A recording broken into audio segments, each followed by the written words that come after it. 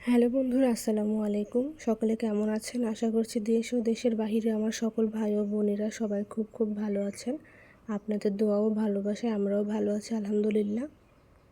তো যেহেতু ঈদ, আর ঈদে তো মাংসটাই বেশি খাওয়া পড়ে, তো মা বলতেছে আজকে তাহলে ইলিশ মাছের রেসিপিটাই করি।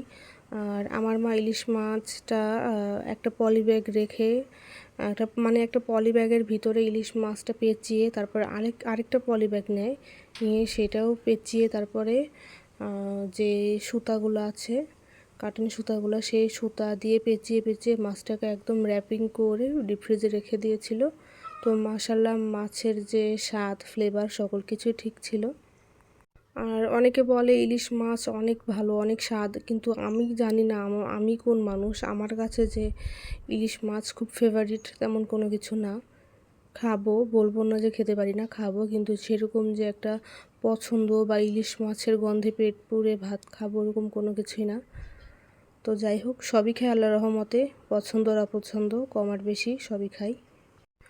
তো এই পর্যায়ে আমার মা ইলিশ মাছের যে আঁশগুলো আছে সেই আঁশটাগুলো ছাড়িয়ে নিচ্ছে। আর আমি ভিডিও করার ফাঁকে ফাঁকে একটু পরপর সাইফানকে দেখে আসতেছিলাম, সে তার আর খালামণি মামাদের সঙ্গে বাইরে খেলা করতেছিল, যেহেতু ছোট বাচ্চা এদিক সেদিকে দৌড় দেয়। আর এখন তো গ্রামে এসে একেবারে চঞ্চল হয়ে গেছে, সে চঞ্চলতা তার নানি বাড়িতে গিয়েও করে। তো আমার ভাইও আজকে বাসায় এসেছে ঈদ উপলক্ষে। তো আমার ভাই মানে ইলিশ ইলিশ মাছের মাথা দিয়ে যে কচুর শাকটা রান্না করা হয়, আমার ভাই সেটা খেতে চেয়েছে। তো মাছকে ইলিশ মাছের মাথা দিয়ে কচুর শাকটা রান্না করবে, আর বেগুন দিয়ে আলু দিয়ে ইলিশ দিয়ে একটা ঝোল করবে, আর পুঁটি মাছ দিয়ে, আর মাটির নিচের যে আলুটা হয়, অনেকে অনেক রকম বলে, আমরা বলি পেস্তা আলু, সেই আলু দিয়ে মাছের একটা ঝোল করবে। এই 2-3 দিন মাংস খেতে খেতে একেবারে কি বলবো, মাংসের উপর আর কোনো রুচিটাই নেই। আর তাই মা বলতেছে একটু মাছ খেলে পরে ভালো লাগবে। আর এই ইলিশ মাছটা অনেক কয়দিন হলো আনা হয়েছে, কিন্তু রান্না করা হয়নি, যেহেতু আমার ভাই বাসায় ছিল না।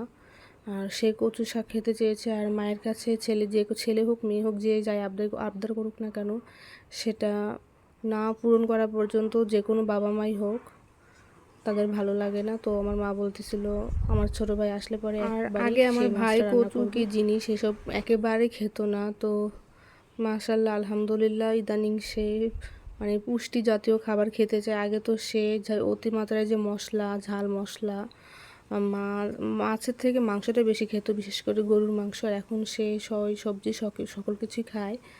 আর বড় মাছটা তেমন একটা খেতে যাচ্ছে না, সে বলতেছে ছোট ছোট মাছ হলে বেশি ভালো লাগবে তার কাছে খেতে।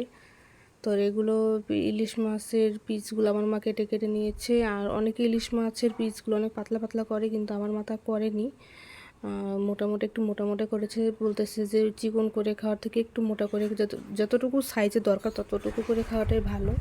আর এটা হলো আমার মায়ের হাতের রান্না। তো আমি আর রান্নার ভিডিওগুলো করতে পারি নাই, সাইফানের পিছনে দৌড়াতে হয়েছে। আর ওই দিন সাইফানের যে হোমমেড যে সেরেলাকটা, সেটা বাসায় প্রস্তুত করতেছিলাম, সেই বিষয়টা নিয়ে আমি অনেকটা বিজি ছিলাম।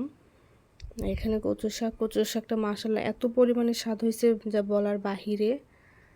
আর রান্নার লুকটা দেখে তো বুঝতে পারতেছেন তরকারিটা কেমন স্বাদ হয়েছে। সকলে ভালো থাকবেন, সুস্থ থাকবেন, আল্লাহ হাফেজ।